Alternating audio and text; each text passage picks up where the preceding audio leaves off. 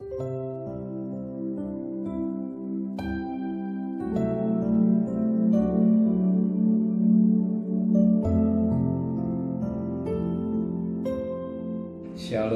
pagi bersama telikan kepala, pejamkan mata sejenak.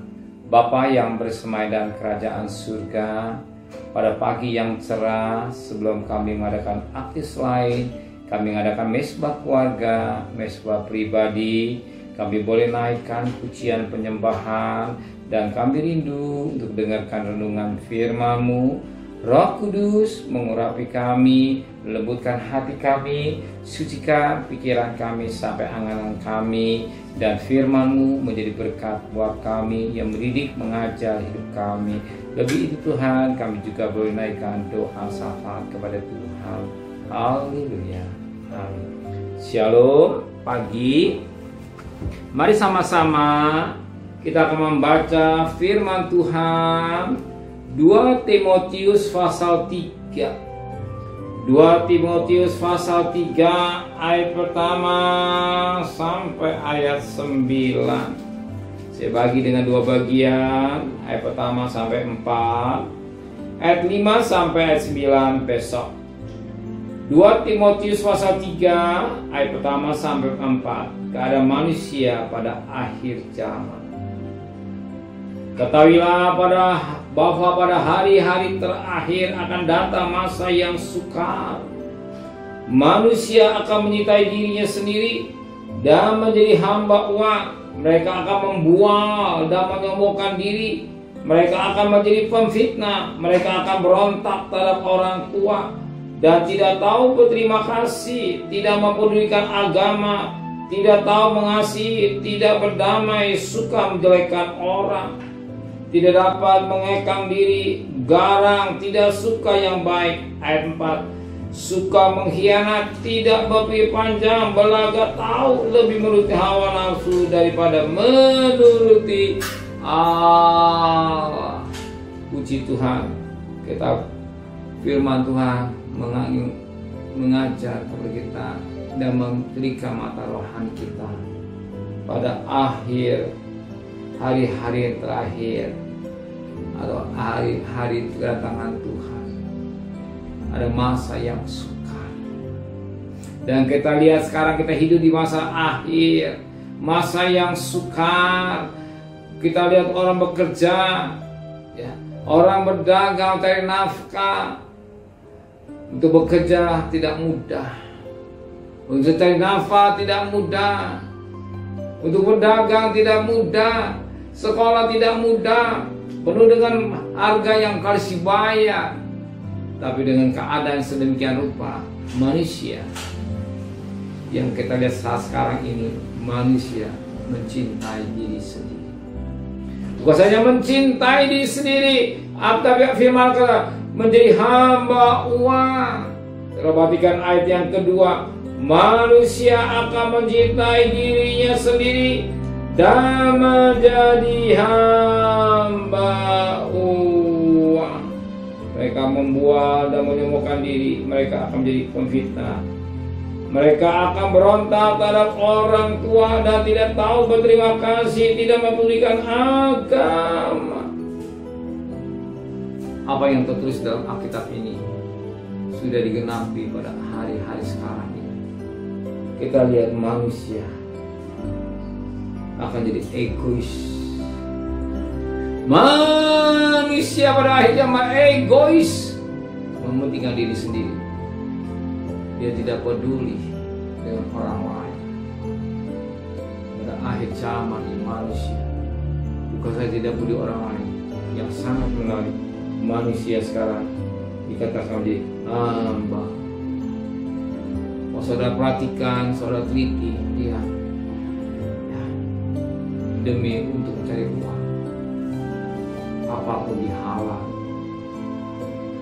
Demi mencari uang, apapun dihalalin, karena dia mencintai uang. Karena hamba atau budaknya uang, yang ada dalam pikirannya uang. Bangun tidur, siapa yang harus makan? Pikiran selalu uang, uang, uang. Untuk apa uang? Untuk beli mobil. Untuk apa uang? Untuk beli rumah. Untuk apa uang? Untuk jalan-jalan. Tak terasa manusia hari lepas hari sekarang menjadi budaknya. Orang berpikir dengan uang bisa selesai semua.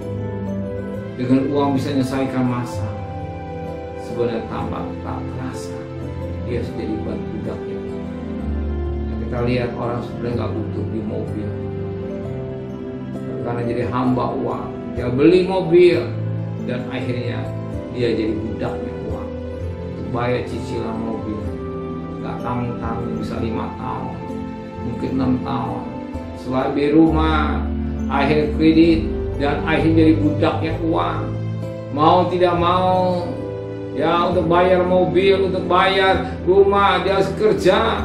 Gak kenal waktu, mesti waktu untuk istirahat, waktu untuk keluarga, waktu untuk istri, waktu untuk anak. Habis dengan bekerja, karena mereka jadi hambanya, jadi budaknya uang. Soal lihat pagi-pagi hutan, jam 5 orang balapan naik motor, cepat-cepat sampai di kantor, cepat-cepat bekerja. Dia tidak memikirkan keselamatan. Banyak kecelakaan jadi karena mereka tidak memikirkan keselamatan. Dia hanya dikejar uang, uang, uang, uang. Tak terasa sekarang manusia dibudakin uang.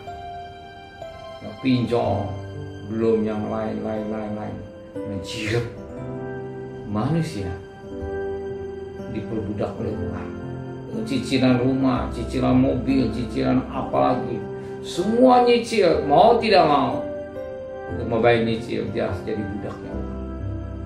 Maka tidak ada waktu, hampir tidak ada waktu untuk ibadah.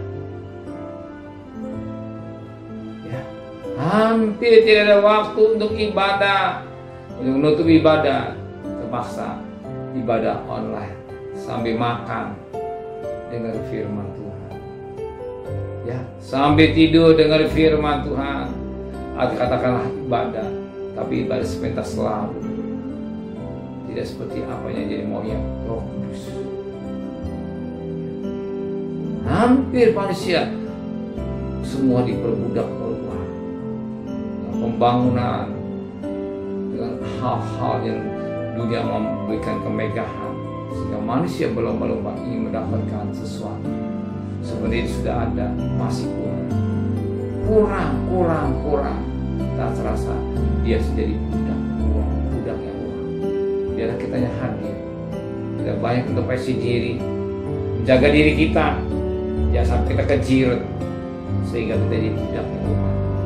Sesuatu benda yang fana. Amin. Untuk suatu benda yang fana, tak terasa kita jadi budaknya uang.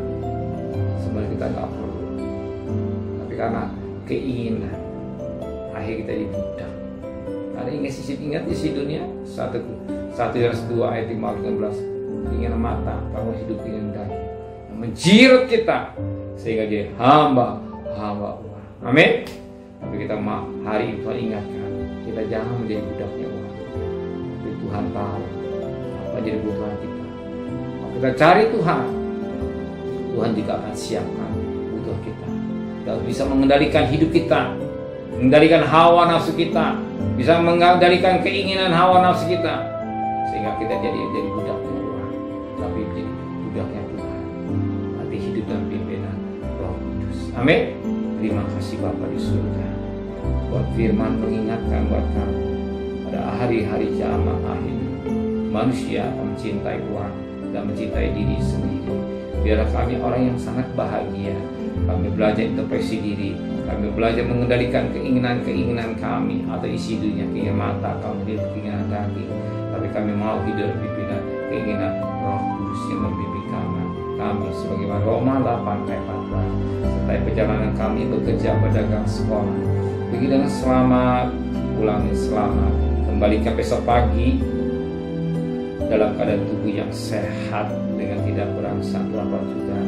Berkati Bapak Presiden, Wakil Presiden, para Menteri, para gubernur, para bupati, para wali kota, para camat, para lurah, para RW, para RT, para medis, para awak, para TNI, Polri. Berikan mereka sebagai hamba-hamba Allah takut kepada Tuhan. Saudara kekasih, terimalah berkat nikmat dari Allah Bapa, cinta kasih sayang dari Tuhan Yesus Kristus, dan berkat Roh Kudus menyertai saudara mulai hari ini sampai Maranatha Tuhan Yesus datang. Yang cinta Dia katakan amin. Aman berkat.